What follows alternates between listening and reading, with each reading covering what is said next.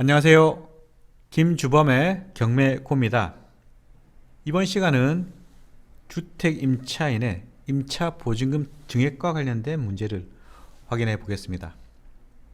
물론 이런 경우가 크게 많지는 않지만 임차인의 유의사항이라 생각하시고 한번 확인해 보시기 바랍니다. 90년 8월 24일 선고된 대법원 판례의 내용입니다. 첫 번째, 대항력을 갖춘 임차인이 있습니다. 그 이후에 저당권 설정 등기가 이루어집니다. 세 번째, 임대인과 보증금 증액하기는 합의, 그리고 그 초과 부분을 지급했답니다. 세 번째 이루어졌죠. 이른바 증액이 되는 것입니다. 시간적 순서가 이렇다면 대항력을 갖춘 임차인이 첫 번째, 그리고 저당권 설정 등기가 두 번째, 그 이후에 보증금 증액에 대한 합의와 보증금이 지급된 것이죠. 예컨대 대항력을 갖춘 임차인이 보증금이 1억이라고 가정하겠습니다.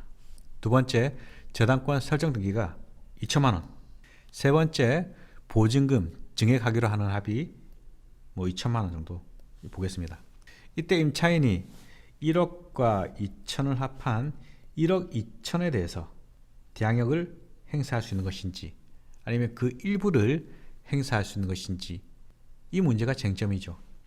판례의 취지는 임차인이 저당권 설정 이전에 선순위로 갖춘 임차권은 당연히 저당권자에게 대항할 수 있는 것이지만, 저당권 설정 이후에 이렇게 임대인과 둘 간의 합의로서 증액된 이 부분은 보다 앞서는 권리를 깰 수 없다, 이런 취지죠.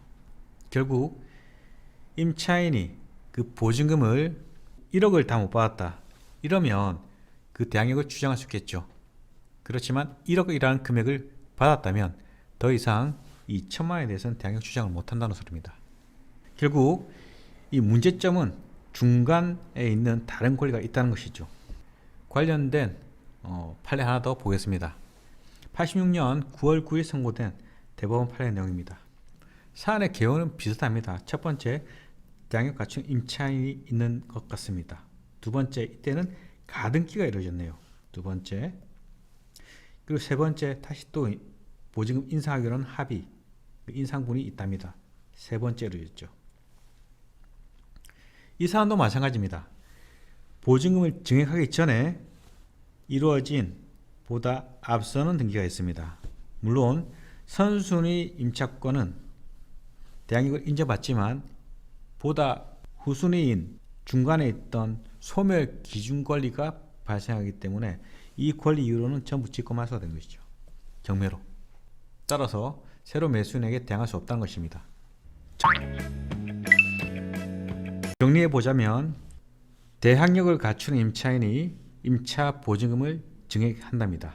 그 증액분에 대해서는 매수인에게 대항하지 못하는 것인데, 단 전제 조건이 중간에 증액하기 전 저당권 또는 가등기 등의 다른 등기가 있는 경우에 한정되는 것입니다. 만약 이런 증액 요청이 들어왔을 때 중간에 다른 등기가 없다면 큰 문제는 없겠죠.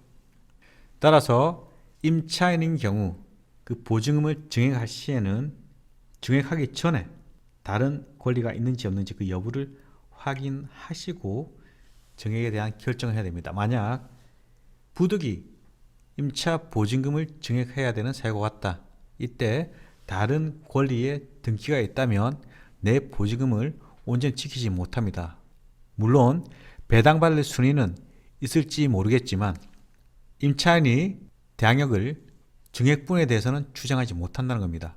결국 임차인이 온전한 권리를 주장하기 위해서는 중간에 다른 등기가 없는 경우, 이때에는 증액 여부를 고민한다 해도, 그렇지 않은 경우 증액 요청이 있었고 중간 다른 저당권 또는 가등기 등이 있다라고 하면 이때에는 보증금을 증액하는 것보다 우리 차임을 일부 증액하는 것이 낫지 않을까, 이런 생각을 합니다. 이번 시간은 임차인이 그 보증금을 증액할 경우 유의사항에 대해서 확인해 봤습니다. 여기서 마치겠습니다.